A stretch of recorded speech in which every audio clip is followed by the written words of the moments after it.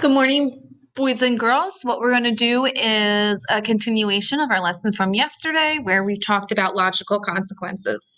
Okay, we hopefully should all know what a loss of privilege means, what a positive timeout is, and what you break it, you fix it means as well. Um, with that being said, I'm going to go through what you did yesterday. So yesterday, hopefully you had this in your folder and you cut all of these up and then you put them under the correct heading. Today, I'm going to kind of go over the answers. So if you remember what you did yesterday, you can just think back and notice if you got them right or if you didn't get them right. Okay, so here's the first scenario. Laura was so excited about the rabbit she saw on the playground. We did that yesterday, right? She ran to the classroom to tell the teacher and knocked over a stack of papers. That is, you break it, you fix it. Okay, like I said, she would go fix the stack of papers, maybe go back out and come back in the right way. Andrew is talking to his friend Owen during a writing lesson. That would be positive time out. Okay, so that would be where you would say the peace chair, okay, for your positive timeout. And I think what we might do for that, I might say peace chair, and that means you just maybe turn your camera off for a minute to regain your self-control. The next one, Jill wants to play math games, so she tells her teacher that she's done with her workbook pages, even though she's not.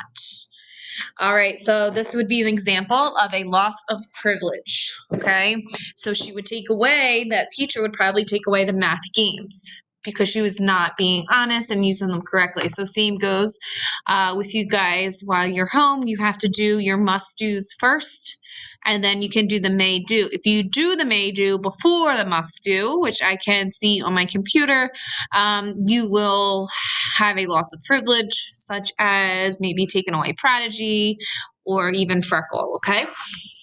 So that would be an example of that.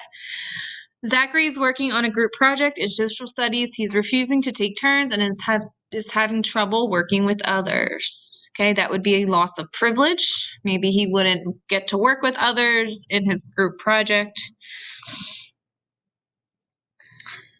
The next one, Robin forgets to do her job of feeding the class crayfish. That would be an example of you break it, you fix it. So Robin would just have to make sure that she remembers to feed the crayfish, and she would have to go over and feed that crayfish. John is daydreaming during Reader's Workshop and isn't paying attention to his book. That would be a positive timeout. Mandy fools around in the bathroom and takes too long to come back to the classroom. Loss of privilege, she wouldn't be able to use the bathroom again, or, without, unless it's a scheduled time. So that thinking about that remotely, when you use the restroom, you need to go on our scheduled times. If it's an emergency and you have to use the restroom and you really have to go, you can let me know and you may go. But if I notice you're not coming back right away, that would then be a loss of privilege of being able to use the restroom. Okay, except for scheduled breaks. Matthew is playing with his pencil and eraser in his desk rather than paying attention to the science lesson. That would be a positive timeout. And remotely, what would that look like? If you have distractions out, you're playing with the distractions around you, then you need a positive timeout. So that would be an example of a peace chair to regain your focus. Okay, Hailey gets frustrated with Tara and yells at her. That would be you break it and you fix it. Sometimes these things may happen, but it is not okay to yell at someone even when you're frustrated. So Hailey would have to talk to Tara and fix the problem. All right. So those are some of the answers to this activity. So now what you guys are going to be doing is you're going to be filling out today a logical consequences exit slip. All right, again, this is on your own independently, okay? Please do not have an adult help you. Just read it and answer to the best of your ability. This is for me to see what you know and what you've learned from social studies. So the scenario is Mark knocks over Dylan's Lego tower during indoor recess. Circle. Well, you guys can't circle. Circle the logical consequence that Mark should get. Should he get loss of privilege, you break it, you fix it, or positive time out? And then you have to write, why did you choose this logical consequence? So I'm going to go over here. You're going to get something that looks very similar, but I have to add a question because you cannot circle, right? So the question is, what logical, let's see, consequence should Mark get? And then you're going to type right next to it.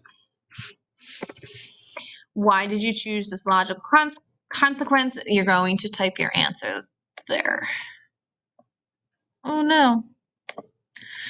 All right, so that is your, I'm trying to do something. That is your social studies lesson for today. So after my video, you will go to social science under classwork, and this should be there. You'll open it up and you will complete these 2 questions. And I'll put a 1 to the, oh no.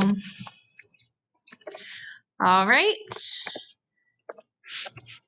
All right, so we may be talking about logical consequences as well throughout the rest of our year together, okay?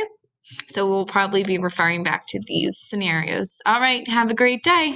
Bye.